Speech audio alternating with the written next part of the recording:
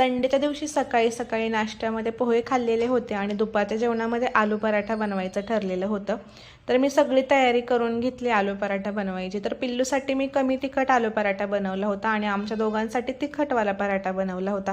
तर यांना म्हटलं मी पीठ मळेपर्यंत तुम्ही बटाटे जे आहेत ते व्यवस्थित छानपैकी सोलून द्या. तर त्यांनी मला रिप्लाय दिला की मी खूप इम्पॉर्टंट काम करत आहे, खूप म्हणजे खूप बिझी आहे, तुझं तू काम कर, मला अजिबात डिस्टर्ब करू नको. आणि यांचं इम्पॉर्टंट काम मला पण माहिती होतं. इंस्टाग्राम, यूट्यूब आणि फेसबुक याच्यावरच्या रील्स पाहणे, बाकी दुसरं तिसरं काही इम्पॉर्टंट काम नव्हतं. तर म्हटलं जाऊ दे आपलं आपण करून घ्यावं. तर इकडं मी आलू पराठा पिल्लूचा बनवून घेतला. त्याला भूक लागली होती म्हणून पहिलं खाऊ पण घातलं. त्यानंतर ना बाकीचे जे आलू पराठे होते ते बनवून घेतले मस्त असे गरमागरम.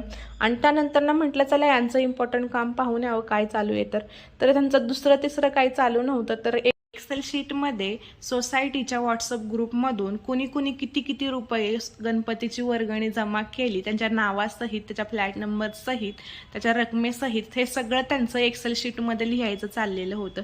म्हणजे वाढीव कामं कशी करायची नाही हे सगळं माझ्या नवऱ्याकडून शिकलं पाहिजे. काय गरज नसताना सुद्धा एक्सेल शीट बनवत बसले. आम्ही तर आमची वर्गणी देऊन टाकली आणि ही सर्व जे कामं आहे सोसायटीच्या खनिजदाराची आणि संस्थापकाची आहेत त्याचं ते बघून घेतील. पण नाही, ह्यांना पण एक्सेल शीटमध्ये बनवून हिशोब ठेवायचा आहे. म्हणजे मागं पुढं काही झालं तर मीटिंगमध्ये बोलता येईल. आणि मीटिंगमध्ये गेल्यावरती एक शब्द पण तोंडामधून बाहेर येत नाही.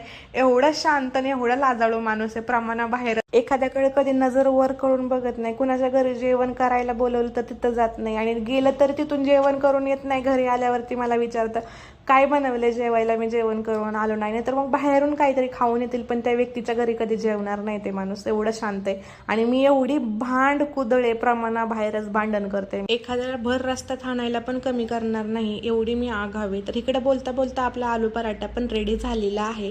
तर आलू पराठ्याचा सविस्तर व्हिडिओ मी चॅनलवरती टाकलेला आहे. खाली दिलेल्या त्रिकोणी बटनावरती क्लिक करा आणि तिथे जाऊन तो व्हिडिओ नक्की पहा.